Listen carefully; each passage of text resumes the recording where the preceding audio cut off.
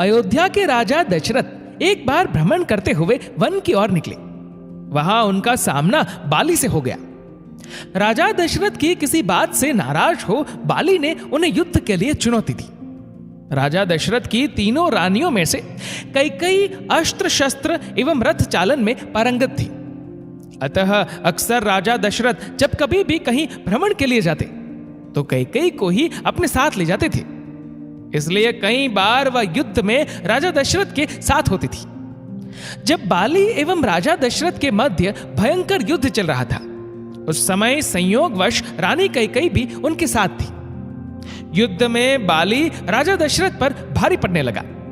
वह इसलिए क्योंकि बाली को यह वरदान प्राप्त था कि उसकी दृष्टि यदि किसी पर भी पड़ जाए तो उसकी आधी शक्ति बाली को प्राप्त हो जाती थी। अतः यह तो निश्चित था कि उन दोनों के युद्ध में हार राजा दशरथ की ही होगी। राजा दशरथ के युद्ध हारने पर बाली ने उनके सामने एक शर्त रखी कि या तो वे अपनी पत्नी कैकेयी को वहां छोड़ जाए या रघुकुल के शान अपना मुकुट यहां पर छोड़ जाए। तब राजा दशरथ को अपना मुकुट वहां छोड़ रानी कैकेयी के साथ वापस अयोध्या लौटना पड़ा।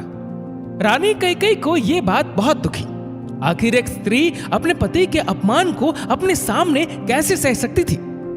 यह बात उन्हें हर पल कांटे की तरह चुभने लगी कि उनके कारण राजा दशरथ को अपना मुकुट छोड़ना पड़ा। वह राज मुकुट की वापसी की चिंता में रहती थी। जब श्री राम जी के राज तिलक का समय आया तब दशरथ जी व कैकेयी को मुकुट को लेकर चर्चा हुई। ये बात तो केवल यही दोनों जानते थे।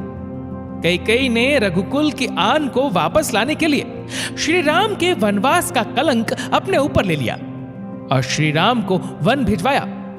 उन्होंने श्री राम से कहा भी था कि बाली से मुकुट वापस लेकर आना है। श्री राम जी ने जब बाली को मारकर गिरा दिया, उसके बाद उनका बाली के साथ संवाद होने लगा। प्रभु ने अपना परिचय देकर बाली से अपने कुल के शान मुकुट के बारे में पूछा था। तब बाली ने बताया, रावण को मैंने बंदी बनाया था।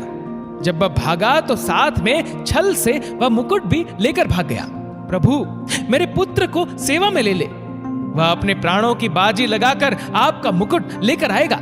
जब अंगद श्री राम जी के दूत बनकर रावण की सभा में गए, वहां उन्होंने सभा में अपने पैर जमा दिए और उपस्थित वीरों को अपना पैर हिलाकर दिखाने की चुनौती दे दी।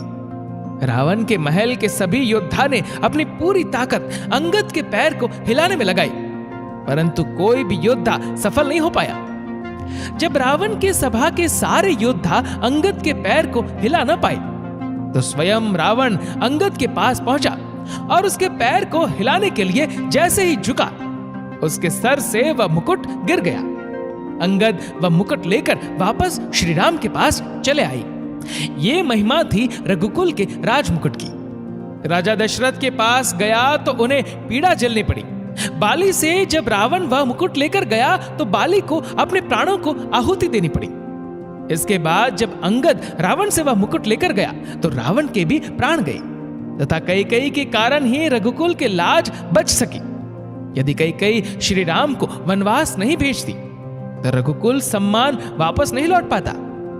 कैकेयी ने कुल के सम्मान के लिए सभी कलंक एवं अपयश अपने ऊपर ले लिए।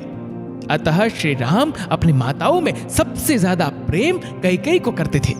दोस्तों, इस वीडियो को लेकर आपकी क्या राय है, नीचे कमेंट करके जरूर बताएगा। और अगर आपको वीडियो अच्छा लगा हो तो इस वीडियो को लाइक करेगा, शेयर करेगा ज्यादा से ज्यादा लोगों तक। और ऐसी ही और भी स्पिरिचुअल कहानियों को सुनने के लिए सब्सक्राइब करें हमारे यूट्यूब चैनल को और फेसबुक पर फॉलो करें हमारे फेसबुक पेज को।